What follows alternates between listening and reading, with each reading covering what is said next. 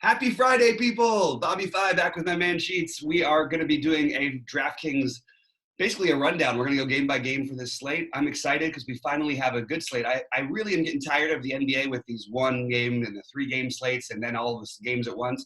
Let's get something together where we can play significant DFS basketball, especially without football now, every single day, and not have to just be taking shots on guys, guys like Boban in order to try and differentiate on small slates. So let's try and get after this big slate. Sheets, what are you looking at? Well, give me 5 minutes on yesterday. So one thing that if you watched our content yesterday, we were sort of subtle about it on DraftKings, but pretty aggressive about it on FanDuel. Just telling you guys that it was going to be a really, really thin day to find any kind of edge. And if we were like, normal people, we would say, you should probably just not play. But I just kind of like playing every day, so I play anyway. But there are just some days out there. I did tweet that out. I did tweet that out yesterday that you shouldn't be playing today. Right. And we said all through FanDuel, we tried to say, man, there's just nothing to do. But I just kind of like playing for the exercise of doing it also. But it was a very, very difficult day to play. And not all 3 game slates are like that. I mean, there's some 3 game slates where you can find like some good pivots, good value. It just wasn't out there yesterday. I just want to show you just one thing about yesterday. So I'm pulling up the I'm sharing my screen. I'm pulling up the results of like the big lottery or whatever yesterday, and I wanted to illustrate kind of a point here. So you'll see that the top 1, 2, 3, 4, 5 guys kind of all tied for first, and it's kind of always like looking at this stuff. And see, the way I look at this is, and these guys tied for second, whatever. What was I going to point out? Differentiator? No, I was going to point out. You know what? I lost what I was going to say. But yeah, no. So this guy in 5th place, he by far had the best lineup. You know what I mean? Because he was there all by himself. Yeah, only a half point off of these guys. Yeah. Just for the purpose of finding leverage and whatever it was. So he was the guy that had the Larry Nance, and it's really important to, when you small slates, all slates, whatever, is to try to avoid being duplicated if possible. And so like when you analyze results or whatever, like these guys, you think about this from the beginning, the max these 4 entries could win was this amount of money. You know what I mean? Like they were completely duplicated by each other. And, and that's what happens when you have, well, Rondo and Trent were the closest things these guys had to pivots or whatever it is. Yeah. And, you drop down a little bit. And this guy, even though he happened to not have won, I mean, the fact that he had that 3.5% guy differentiated himself from pretty much any duplication. And it's kind of hard when you have a 3 game slate to have no duplication. But if you look at this, every other one of his plays was totally within the realm of kind of like the normal people played. Yes, Rondo was a little bit, kind of off the board. But that 3% guy, and I could see that, look, we talked about Nance a little bit. He was a natural pivot off of Love chalk and Tristan Thompson chalk if it worked out that way. But I just kind of bring it up just to kind of show you when you look at these leaderboards, like to be tied with all these guys, I don't want to necessarily say you're doing it wrong, but the people that have unique lineups just have such an edge. Yeah, for sure. And the thing is with the people, like on a 3 game slate, it is a little bit more forgivable because it's hard to do. And right. Honestly, I actually like looking at Larry Nance's ownership, that it might have been a mistake that we missed on yesterday, just because that is a pretty solid pivot. I pivoted over to guys like Steph Curry. Seth Curry. I played Boban in my 222 lineup. And actually, my lineup other than Boban was pretty damn good. But you need that. I needed to get one guy less than 10% to have a chance in my mind. Because if you're going to be trying to beat those guys who all have those lineups, those are usually guys who are max multi-entering in most cases. Right. And not all cases, but most cases. So to get that exact right mix is just much harder than if you take a chance on a guy who's going to be lower on. So my quick overview of tonight's slate, and again, it's a little annoying to me because tonight is one of those nights where I'm not going to be able to play a bunch of teams. I'm going out, so I'm not going to be able to adjust after late news. I'm still going to play, but probably only a few lineups that I can. If anything happens just before lock, I could like just kind of disappear for at least 3 minutes to change like 1 or 2 lineups where I can't really just, change maybe 40 or something like that. So, but you'll see as we go through this, I think there's a lot of a lot of good low-owned plays that you can make tonight. And there are certain games that we can highlight also. But I guess we could just you want to start right from the beginning, game by game. And yeah, there's nobody who is an automatic play in my mind until we get more news. There's a lot of guys who are contending for that. But until we get more news, I don't think we have to lock anybody in. You could make arguments for guys like Jaylen Brown and Dwayne Dedman. And I don't feel like you need to. I think there's a lot of ways to go on this slate. So I think we should just go game by game. And then at the end, we'll figure out where we're at. Okay. So my thoughts on Boston, Orlando, a couple of things. First of all, Jason Tatum was ruled out. And also Enes Kanter is out. So this is, to me, is a really interesting situation because normally, like Stevens, if it was just going to be, what's his name, out, Kanter out, he's not going to just run Daniel Tice 34 minutes or something like that. That's kind of not the way he rolls. He tries to try to be creative and just kind of make it work. But like weird with Tatum out also, and he provides a lot of rebounding. I don't know what's going to happen in this game. So I do think that Tice is probably going to be a decent play, but there's another way I want to look at this, but I'll get to it in a second. So on the Celtics side, with Tatum out, you're going to have Jaylen Brown showing to be a really, really good value as usual, and he's probably going to be popular. But for now, we'll just say he's a good play. And Kemba, he rates to be a pretty decent play also. Hayward, not as much for today. I guess because he's up to 6,800. The guy I'm really interested in this game because of everything I just said is going to be Vooch on the other side. If you take Kanter out and Tatum out and you put all this on Tice and whatever else they can come up with, I mean, this is a tough spot to defend Vooch, I think. And I think that he's probably my favorite play of this game. So for me, obviously it's not an exciting game to stack. The total isn't so great. And there's not that great plays, that great value on either side, really. So I would say the Vooch would probably be my best play in this game, considering also he's going to be one of the many 5% or 10% guys I might be interested in. And on the Boston side, I guess Jaylen Brown, I suppose. Yeah, I actually think that depending on where the ownership ends up on Boston, I might attack them. Orlando's a very good defensive team. It doesn't play with a great amount of pace, but I think losing Tatum actually benefits. So we've been going through this roundabout thing, and I'll just give my quick thoughts on Celtics and how to approach them when someone's out. For me, when Kemba's out, it boosts Hayward, it boosts Tatum, it boosts Brown, it boosts Smart, obviously.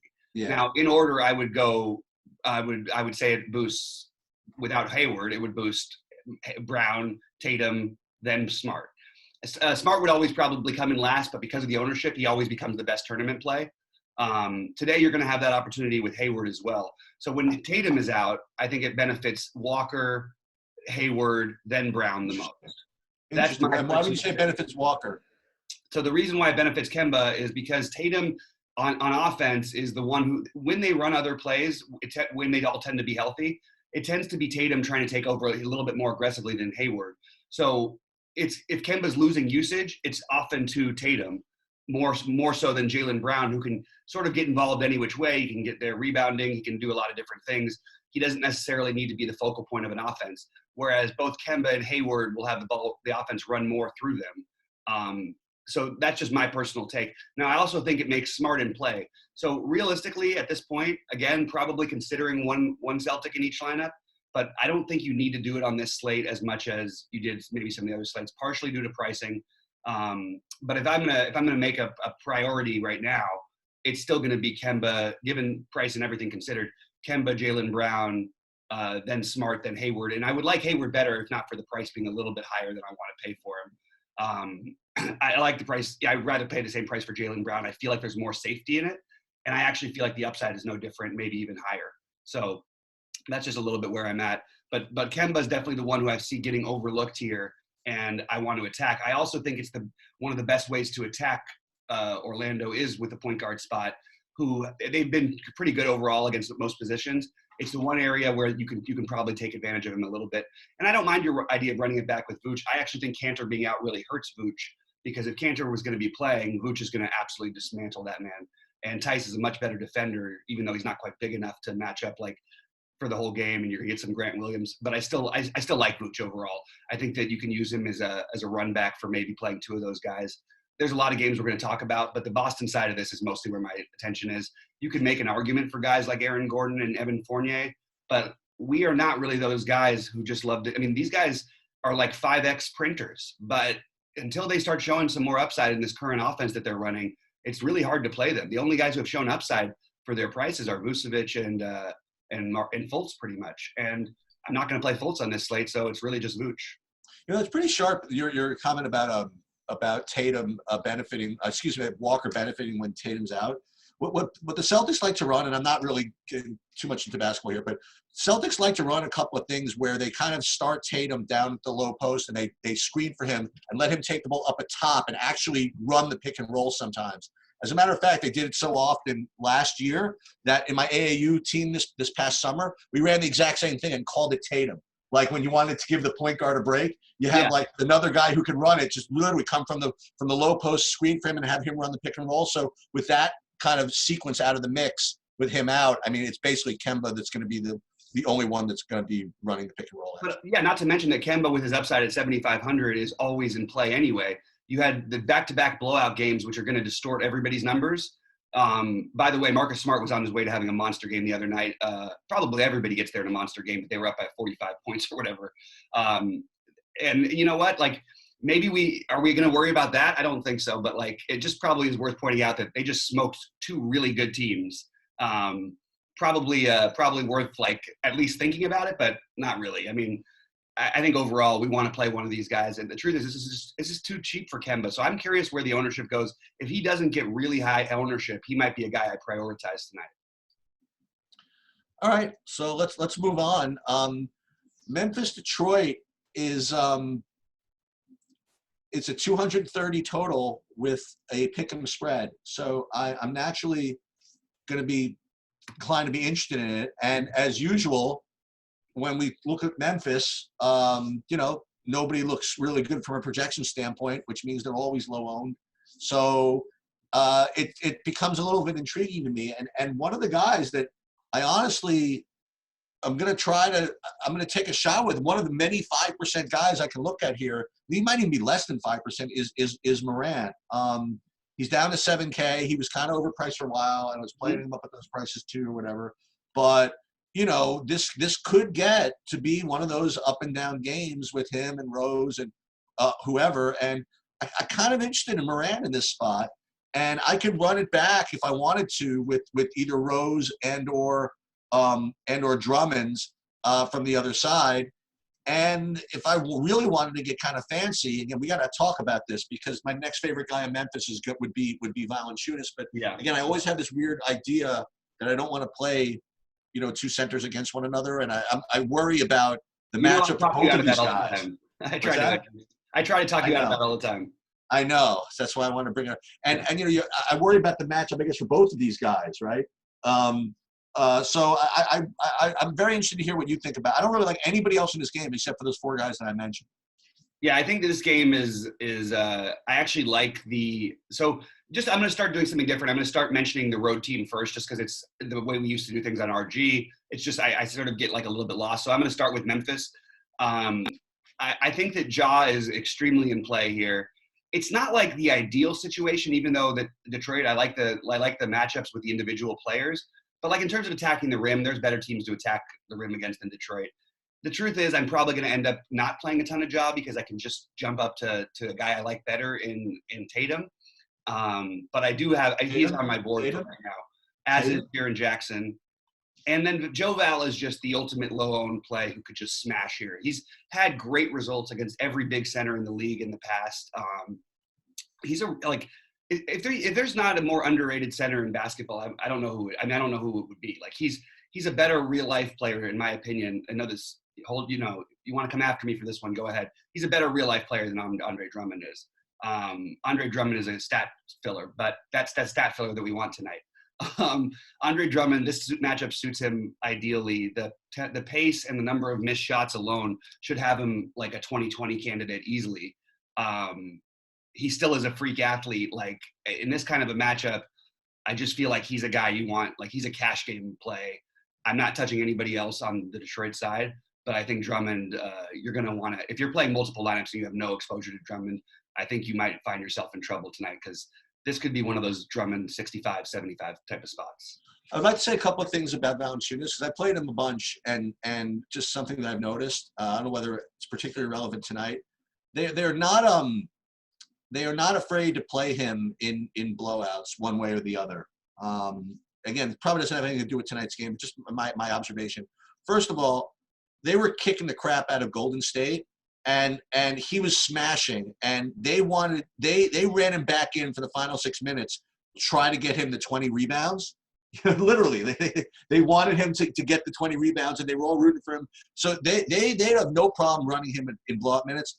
The other thing, if this kind of goes both ways, is in the last game against Boston, I think that they left him in. I think 6 of those 26 minutes, was actually in the last 6 minutes of the game where the game was over. So I don't know exactly what was going on the rest of that game. Can I point out what I think's happening? Yeah. I think they want him to get they do tend to want him to get his minutes regardless, okay.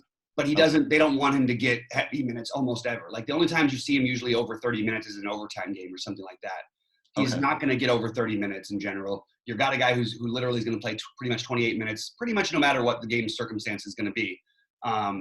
So that's what I think ends up happening with it. 26 to 28. You have the game against New Orleans. Obviously, there's certain times where he'll be phased out of certain situations, but that's just one little outlier. Probably the wrong slate to play him, but certainly a guy like, I just want to say he's one of the most under-owned guys in DFS all the time. You just don't play him as chalk because of that minute upside, but you do love to play him otherwise because he can put up 60 in 28 minutes. He's done it 4 times this year. So yeah, let's and I like him in matchups against guys like Drummond. I just don't think I'm going to get there tonight. No, that makes sense. All right, so let's move on to Toronto, New York. And it's funny, like I do this every night before I kind of crash and I put DFS to bed. I look at the next day's slate without knowing any projections, not knowing who's in, who's out, whatever, and just based on what I know, like what the slate looks like, what guys, I think look underpriced. Because again, I'm new, sort of, so I don't really know what they quote unquote should be. I'm kind of getting better at it.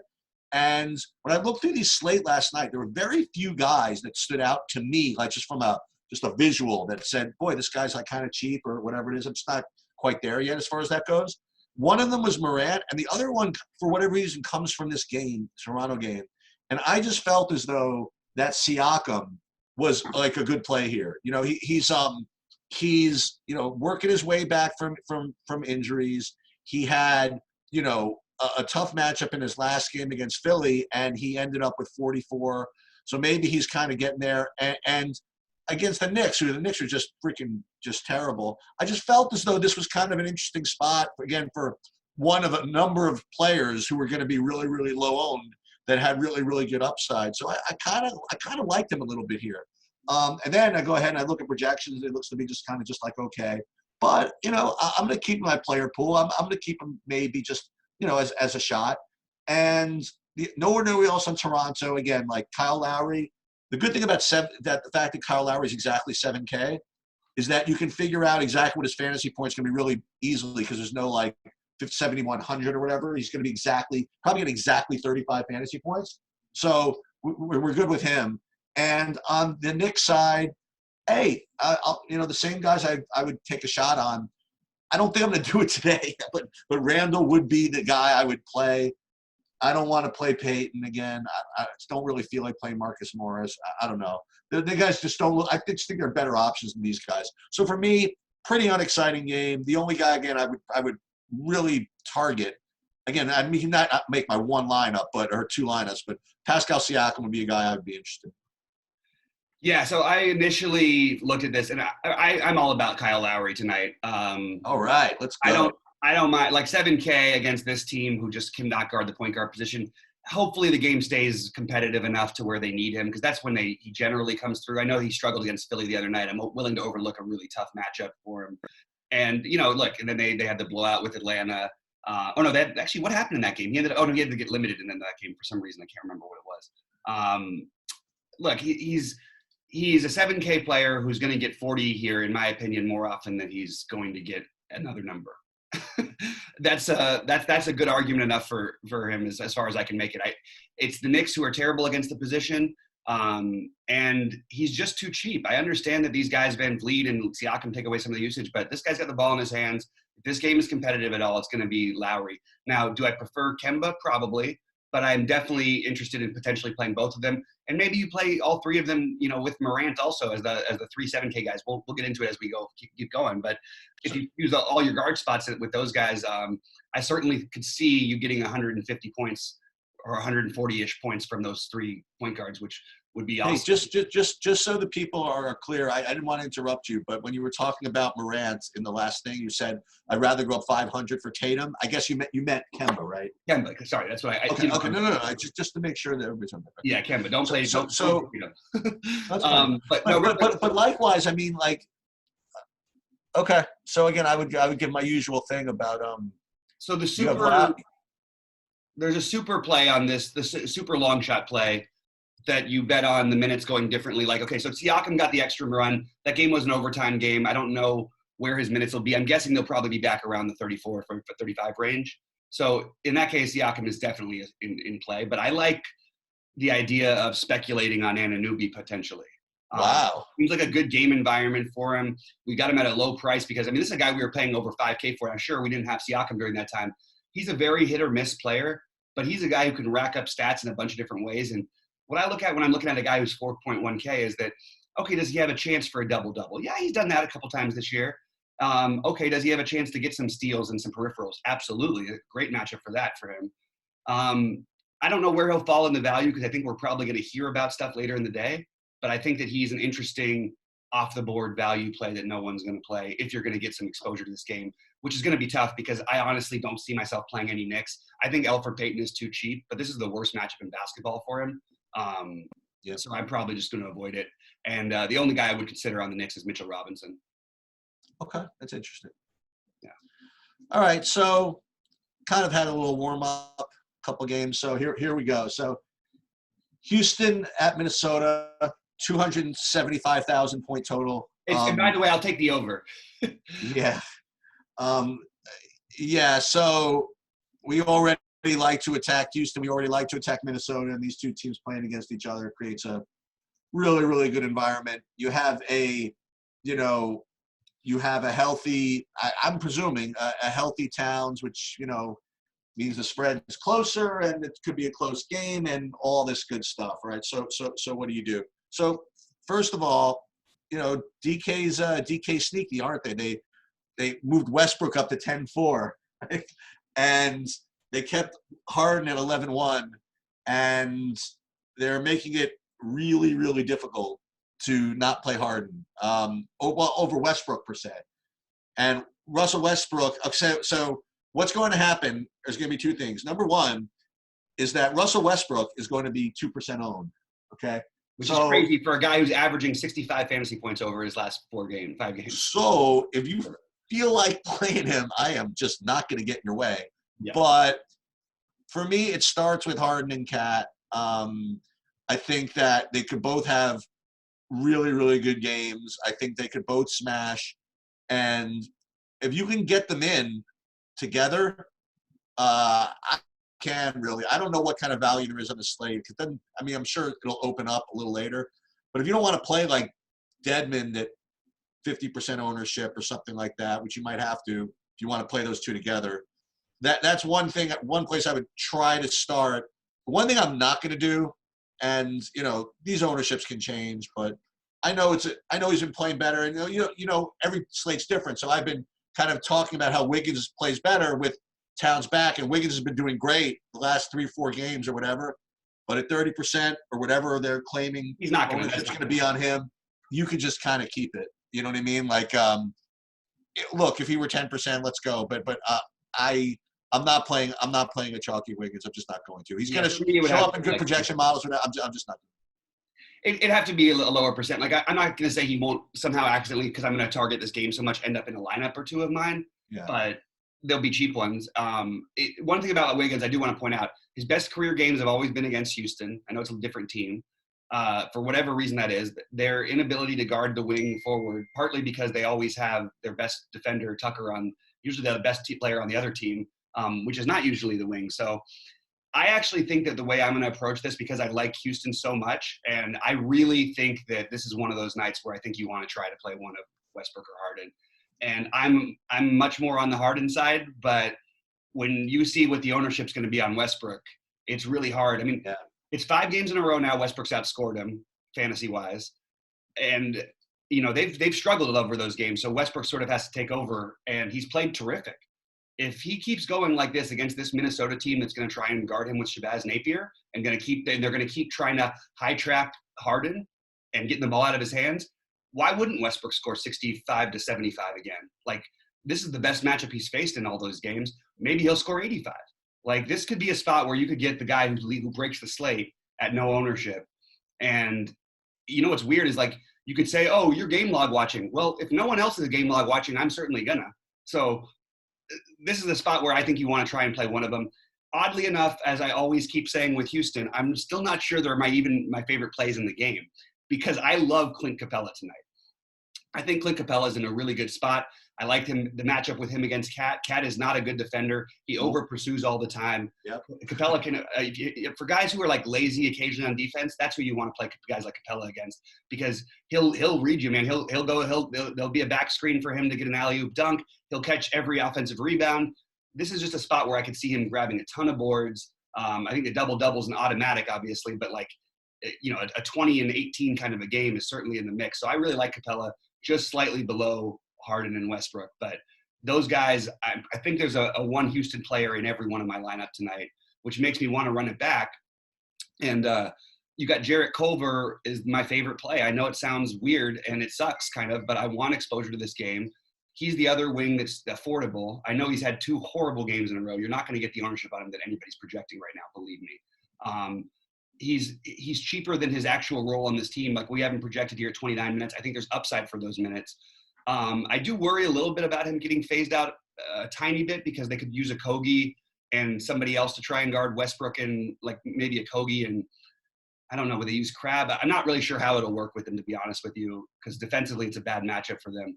But when we try to speculate here, I think that we've got to assume that Culver is the one who's going to, for me, I think he's going to get the most run. I want to play Towns, but this is not a good matchup. I don't like targeting against Capella very often.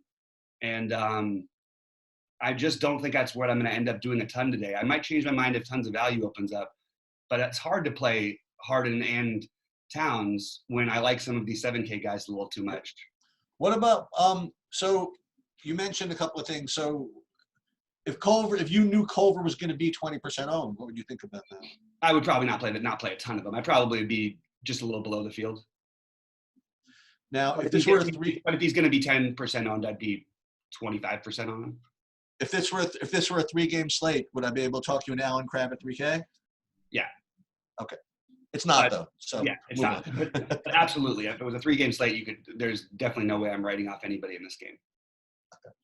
All right. So now we go ahead to the Clippers Miami game, and I mean, the first thing I notice is that. Can I throw in one really quick little funny side story about the last thing? Yeah, go for it. So that happened to be one time I was on a show, and the guy who's since become a friend of mine, he was playing his first, I think it was his first 555 or 777. I can't remember what it was. And he was watching the show trying to get nuggets from me. And one of the things he said that was said, I think it was Grant or no, it was Dean on the other side, who said, if it was a 4-game slate like yesterday, would you play a guy like it was the lefty off the bat, CJ Miles? Hey, would you play him at minimum cost? I said, yeah, but on this 12-gamer, you absolutely can't play him, even though I would bet you he probably 7X's his minimum cost price tag. There was a bunch of guys out. So, of course, this guy takes that and plays CJ Miles as the only person in the tournament to play him. CJ Miles puts up 50 fantasy points. The guy wins 100K, his first time ever playing the tournament. And actually ended up starting to write for Roto Grinders afterwards. I haven't talked to him in a couple weeks, but he's a really good guy. Shout out to Killer Breeze out there. Anyway, thought that was kind of a funny little story. And that's sort of what just happened with Allen Crabbe. So if Allen Crabbe wins somebody 100K tonight, let me know. Yeah. All right, so moving ahead to Clippers Miami. I mean, the first thing I notice is that nobody from the Clippers is more than 5% owned, and I don't think much people from Miami are either. One kind of, again, sneaky news is I think that while we were doing this, what's his name was doubtful, I think, Beverly. Yeah. So again, the only reason I mention it is it makes their defense a little, I mean, not quite as good, but Kawhi is back, so it's not that big of a deal. Yeah, it's tough to figure out what to do with the Beverly. I think it's kind of a cross. I mean, I like Kawhi, and I know you don't like playing him. I never play Kawhi.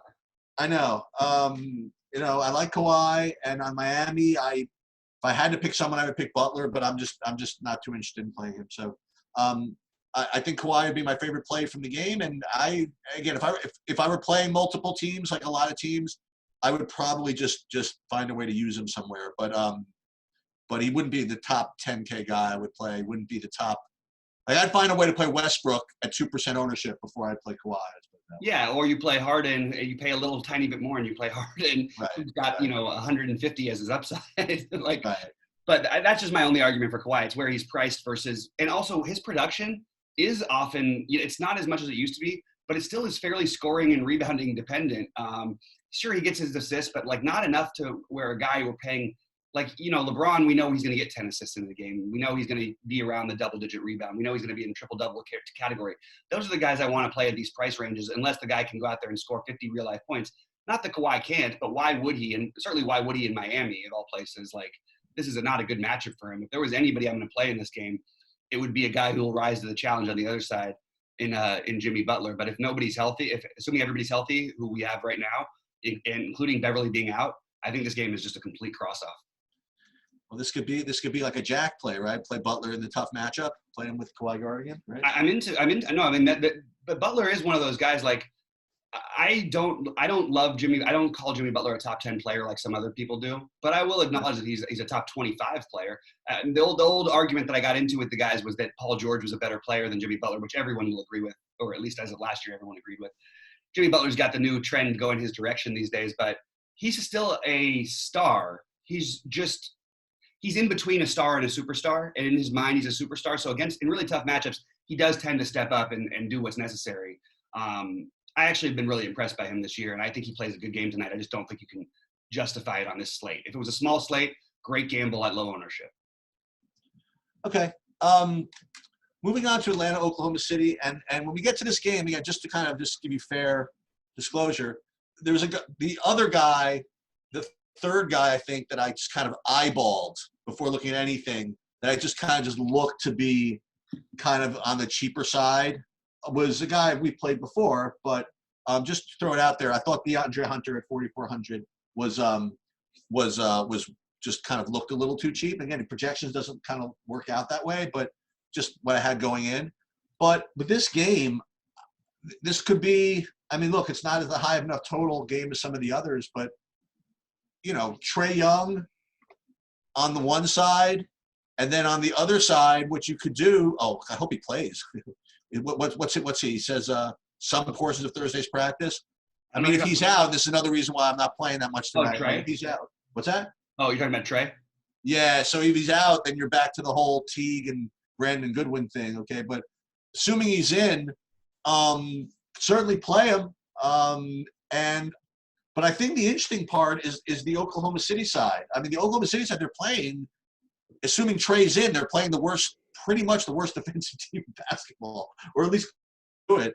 And you could play these guys. I mean, you could play, you could play Gallinari for sure, but you could also play these guards. And you could play Chris Paul. You could play Shea.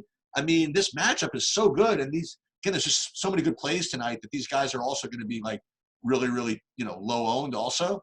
So if you want to try it, I mean, if Trae Young is a good to go and you want to play Trae against Shea or something like that, Trae against Chris Paul, or screw it, not even play Trae, but just play Shea or Chris Paul or Dennis Schroeder in the spot. Whatever, he may be a little bit too expensive, but I have no problem with that. It remains like a tremendous matchup with a lot of upside and low ownership. I mean, I would take a shot at these guys.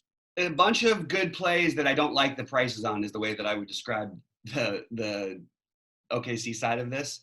I really think that I've been so impressed by how Schroeder has played this year. I feel like he's been like one of the unsung best players on the bench in the NBA. And he's not really a bench guy. He's legitimately as good as most starters. I just can't see where I'm going to end up going realistically on this. I think that Chris Paul and Shea make a little bit of sense, but I like Chris Paul where they really need him, which they may, but I don't think so.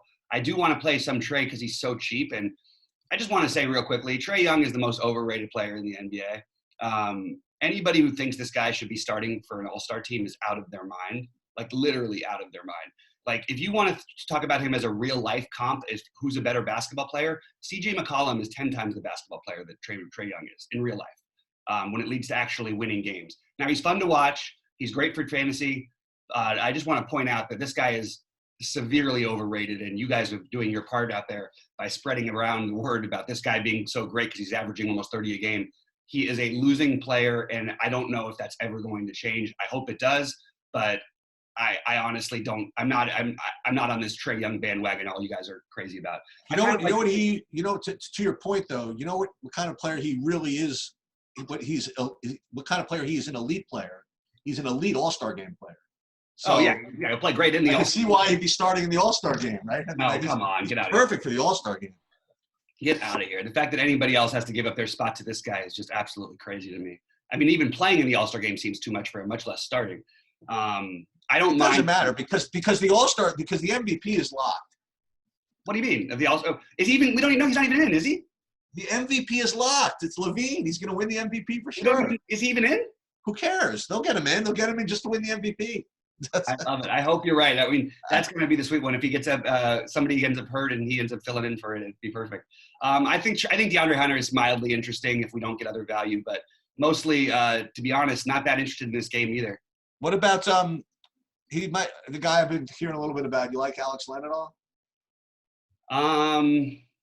I'm wondering if I missed some piece of information here that would make me like Alex Len. Nothing really. I mean, just showing up as an okay play. I'm not sure Alex Len. Okay. Unless he started and they move Fernando to the bench or something. All right. So moving on, and you guys are not going to have been watching this for a decent amount of time. You're not going to like what I have to say here. But all right. So Sacramento, Chicago.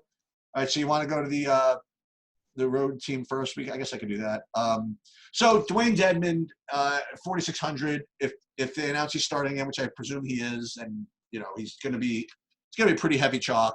And I like when people say, like, boy, if he gets 28 minutes, I'll play him. You don't know that. It's not that easy. So what are his range of outcomes? On the one hand, if you think he's going to have to play 28 minutes in this game, then sure, he's kind of a great play. But if you think about it, why should he have to play so many minutes against Chicago?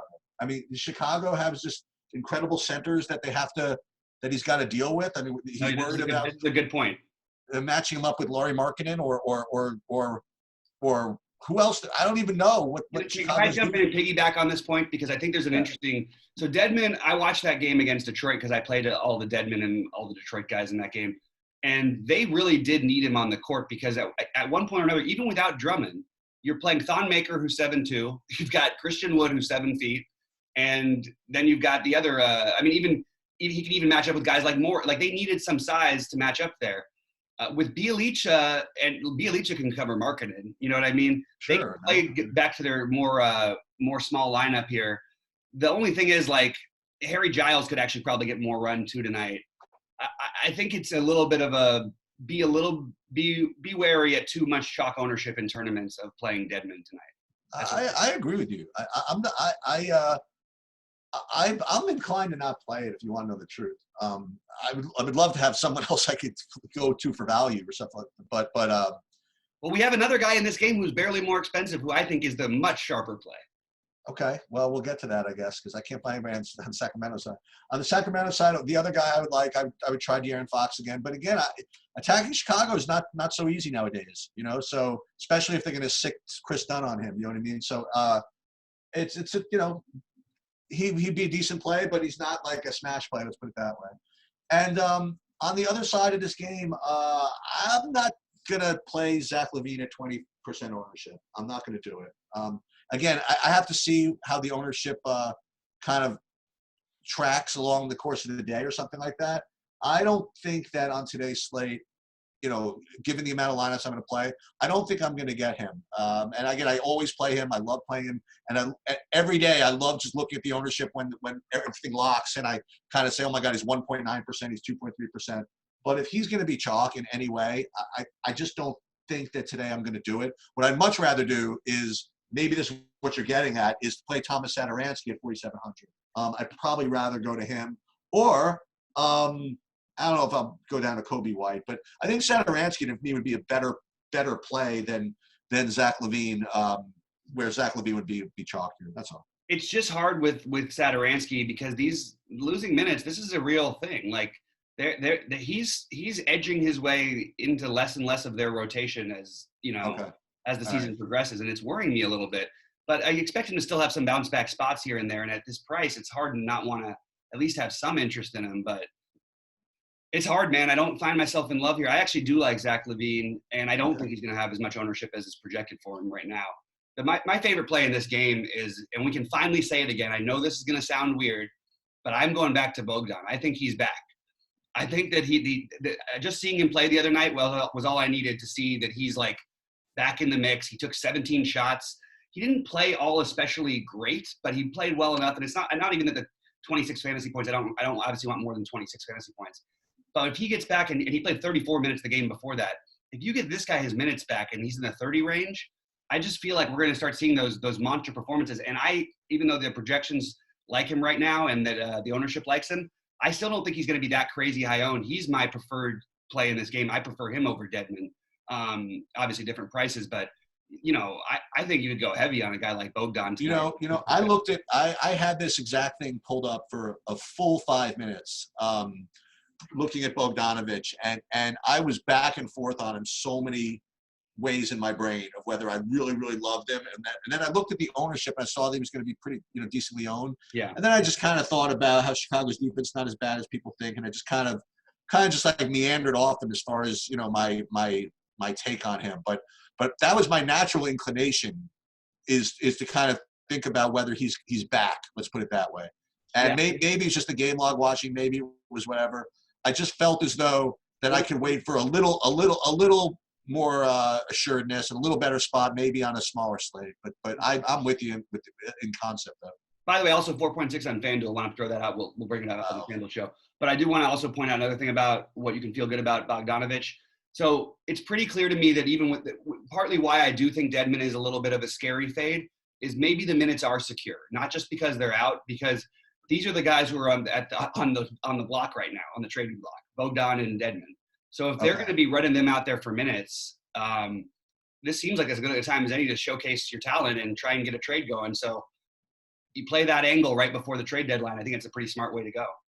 By the way, just to finish up my thought before the other Chicago center that they will have to, I don't want to say contend with, or what we might be worried about, but not really, is, I'm not too worried about having to match Dedmon up against Luke Cornett, who also is going to get, who's also going to have to get center minutes. So I going back to the Dedmon thing for a second, I didn't emphasize what you emphasized, but I want to re-emphasize that, is that Bjelica could really play whatever center minutes are needed in this game, I think. That doesn't mean I like Bjelica per se, but for the purposes of orchestrating a Dedmon fade in some way, I do think that it's not a lock. Let's put it that way. Yeah, and I just got a feeling about Bogdan, our boy, getting back to us tonight. I think he's going to help us out. I really do. All right, sounds good. All right, Denver against New Orleans. So 230 total because it's New Orleans. I love when people say this. Well, it's a pace-up spot for Denver. Duh. You know what I mean? Mm-hmm. Pace down spot for New Orleans. Duh. You know what I mean? Like, New Orleans is always in a pace down spot because they're always, you know what I mean? Like, so I guess Jokic is a tremendous play. I don't know what his ownership's going to be, but it looks like he's a really good play to me. I don't know who's going to guard him, and they're going to get extra possessions because they're playing New Orleans, and I don't know. This looks good to me. The other guys on Denver. Ask you a question real quick on Jokic. Yeah. Jokic or Trae Young? this is when I say something stupid. Jokic in cash and Really? I don't know. No, it's the opposite. I don't know. Well, Trae Young's hurt. You know what I mean? So Is he hurt? I mean, think about it. If he plays, do we ever see him come out there for 4 minutes ever? If he plays, he has the same contusion that he's probably been growing because they play him 43 minutes every night. Like, he had the one game against Detroit where he played 27 minutes where they lost by like 70. And other than that, he's been at 36 or more minutes in every game that he didn't get hurt in. Yeah, maybe. Well, I got a better question. What you could have said was, who do you like more, Jokic or Drummond? That is a better one. That's also. I don't know if I have much of an answer to that, other than saying the Jokic should be lower owned, I suppose. We're playing New Orleans. I guess I'm afraid of. I don't know what I'm afraid of. I like him. What can I tell you? Other guys on Denver is Barton. He'll probably benefit in this matchup. Monty Morris, I guess. Just so you know, I do think that Gary Harris is going to play tonight. Oh, really? Mm-hmm. Well, even assuming Harris plays, maybe Morris is okay, but not at the same. Like, if he's gone, he definitely helps Morris out a little bit more. Just right. And unfortunately, assuming all these guys are back in again, like Redick and Drew Holiday and all this stuff, I don't like anybody on New Orleans. So, what do you think about this game? I would love Malik Beasley if we had no Harris and no Porter, but it doesn't look like that's going to happen as a wild card. That's right. Porter's questionable, right? Yeah, he's questionable still. But they think Harris is looking more like probable right now. I'm not a big fan of playing Denver guys in general. I am a big fan of targeting against New Orleans. This is a spot where I really can't find anybody on Denver to be all that excited about. I think you can still play Jeremy Grant on FanDuel at 5.2. He's been like really, really, really good. And at 5.2, I mean, in this situation, he's basically putting up, 5 to 8x every night. So let's just play him over there, I would say, but not over here. I don't know. I'd like to play a little Monty Morris because I love him as a player, but I just can't find him in there. And then it's hard to want to attack the other side either with these current prices. But I think Ingram gets way overlooked here. And I don't think that game was because, Zion played, that Ingram didn't do any.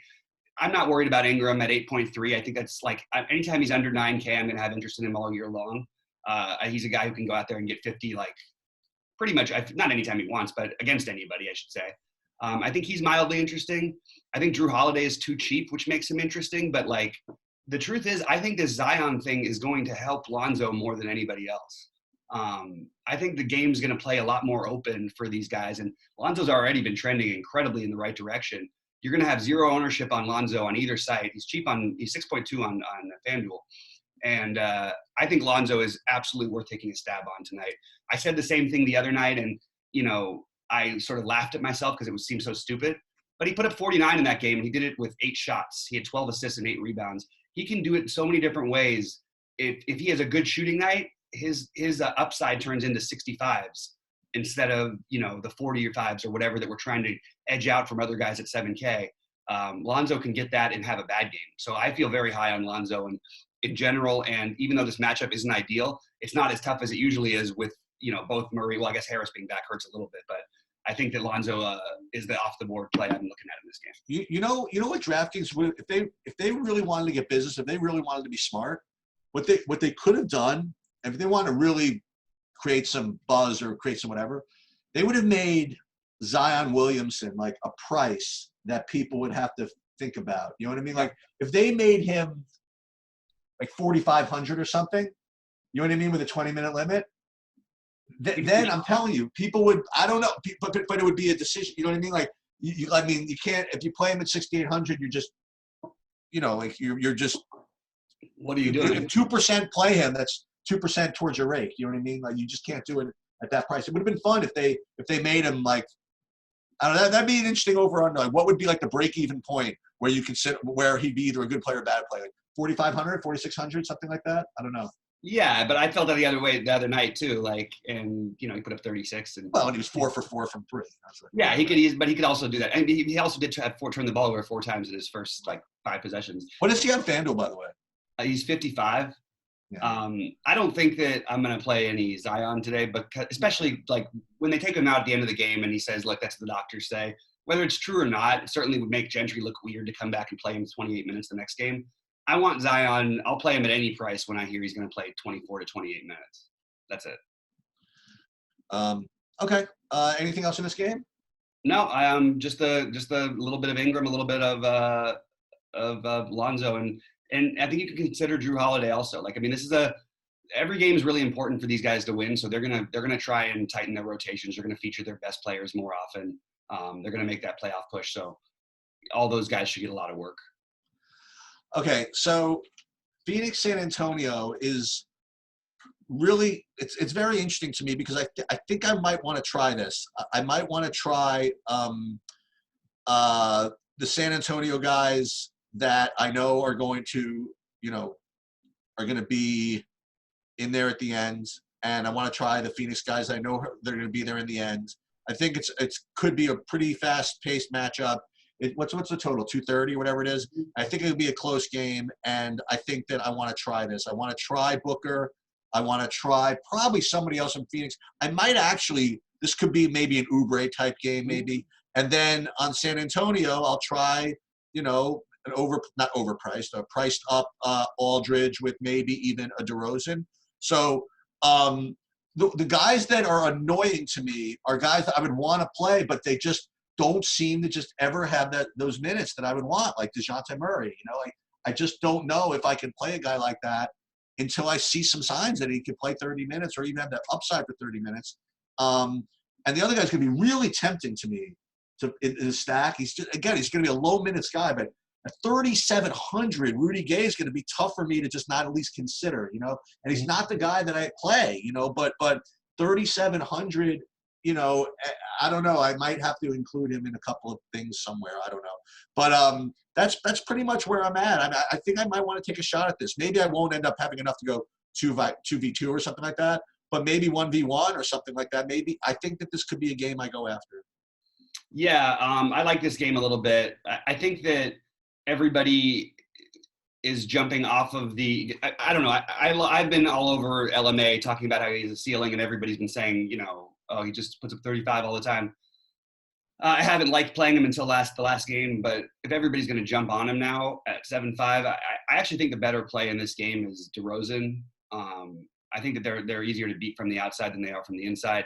DeRozan had one down game. Like, that shouldn't be held against the fact the guy was 44, 45, 51, 49, 44, 62, 44 in all the previous games and has a really good matchup and is going to be low owned. So I'd like to be ahead of the field on DeRozan. I'm not crazy into stacking this game.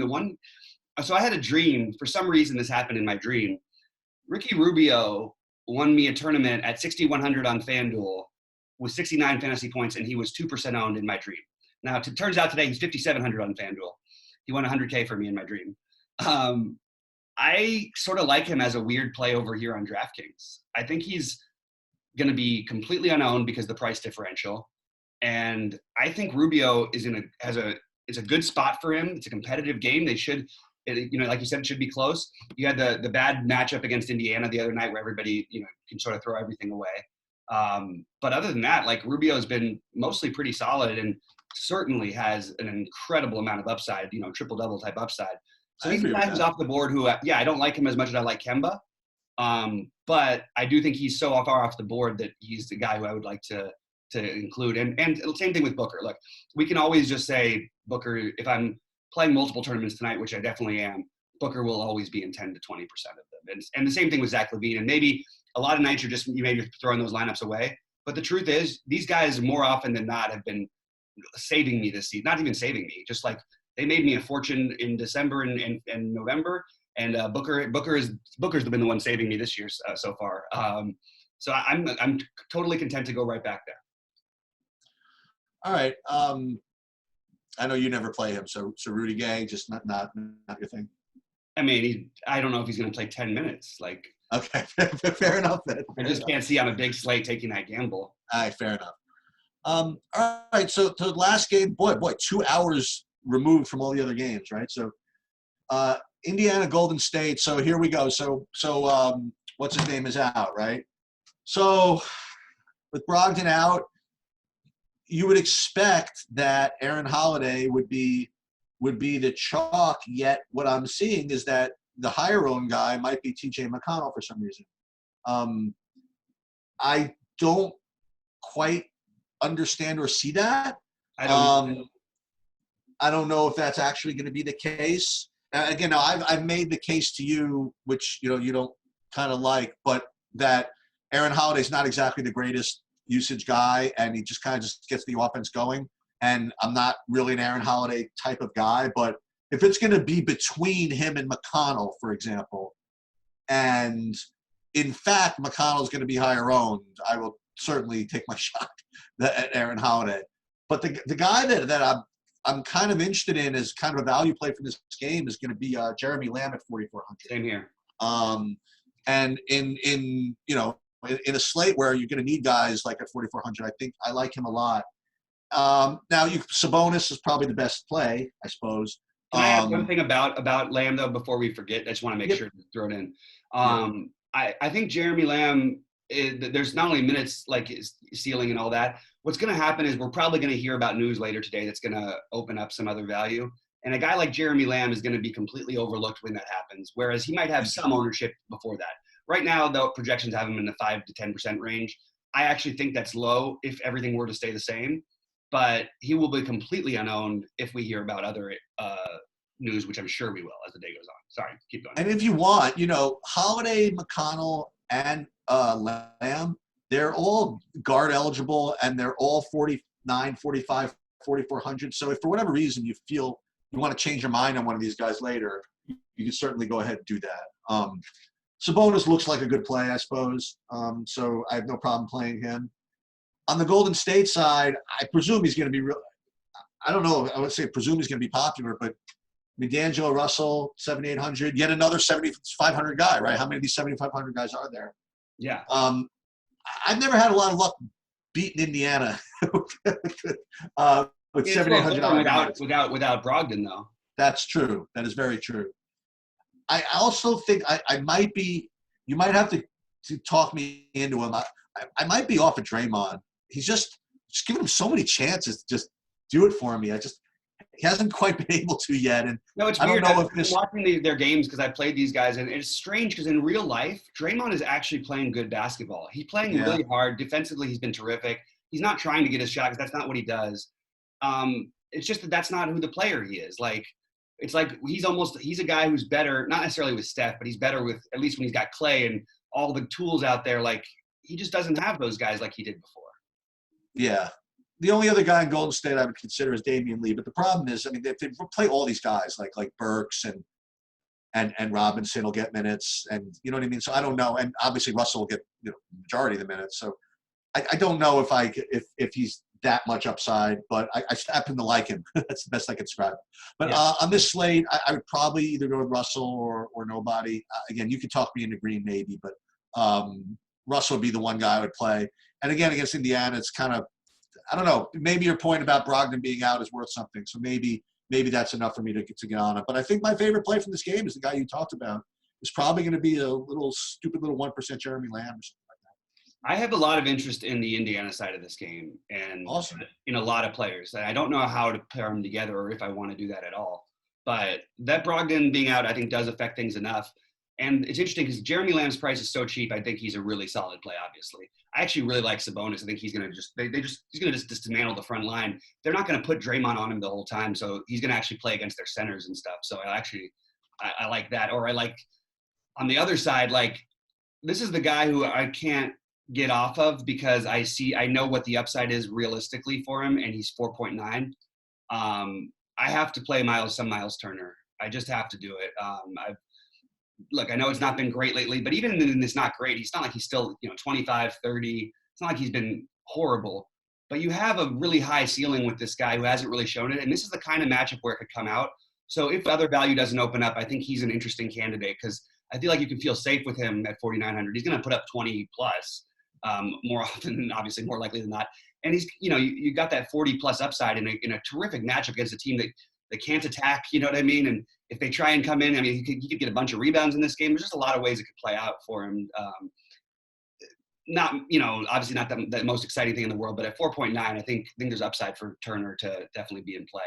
Well, you wouldn't play him with Sabonis, would you? No, I would play them separately. Right. He's cheap enough to where like you could almost consider it if they were playing in New Orleans or something at these prices, maybe I would consider it as part of a game stack or something. But I think it goes like this for me. It's Turner, Lamb, Sabonis. Lamb, Turner, Sabonis, Holiday, and then McConnell for me is the last one. I think Holiday does have a ton of upside here. I'm going to play quite a bit of him if people don't play him. So we'll see how it goes. But I like that he's taken double-digit shots in the last 2 games, and I think that even though they used McConnell as a replacement for Brogdon the other night, I think it's going to be Holiday who gets the more meaningful minutes tonight. I agree with that. So, I mean, for me, looking back, you can go over your ownerships or whatever, but as far as like attacking specific games for openers, I'm still kind of toying with the idea of doing this Memphis game right off the bat, and then I'm gonna probably have to do something with the Houston-Minnesota game. I haven't figured out quite what it is yet, and you might be talking me into this into Sacramento-Chicago for no other reason than I'm going to get to use Bogdanovich. Right? It's like, and we get to use him, and it's our teams that we used to always love playing. Like, we got to throw in at least one Bogdanovich and Zach LaVine. Yeah, I'm 100% doing a Bogdanovich. If I don't do a Bogdanovich LaVine, there's just no way. Right? Absolutely.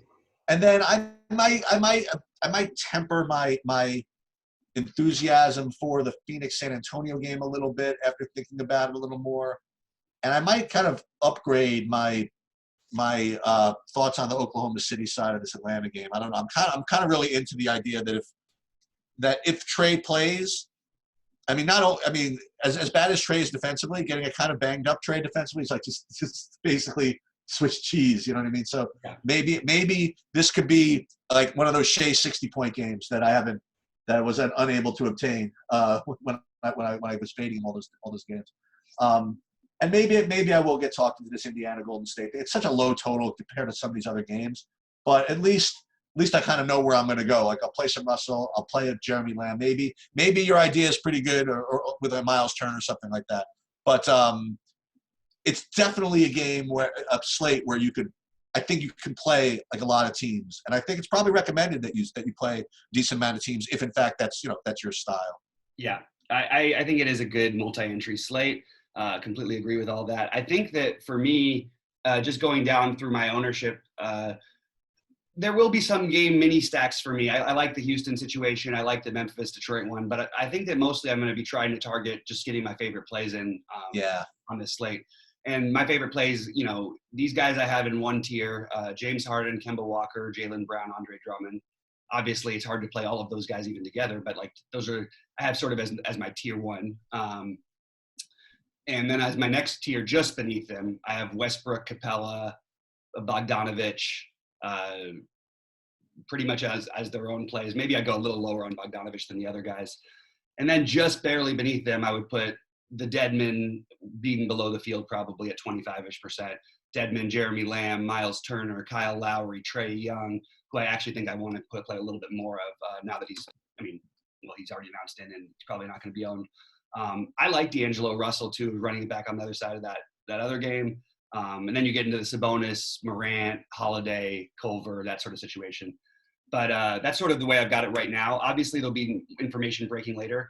Either Sheets and I or just myself will do a live show later, just updating some things, probably around 6 Eastern. But any other thoughts or questions, please feel free to hit us up on Twitter or YouTube. Sheets, anything else before we get out of here?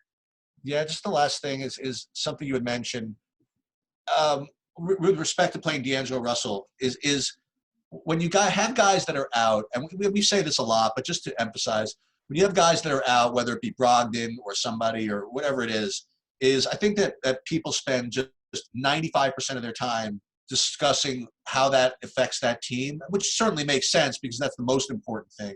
But I think that a decent amount of time should be spent figuring out how that absence affects guys from the other team. Mm-hmm. Bobby reminding me that Brogdon being out would actually help Russell, is a perfect example.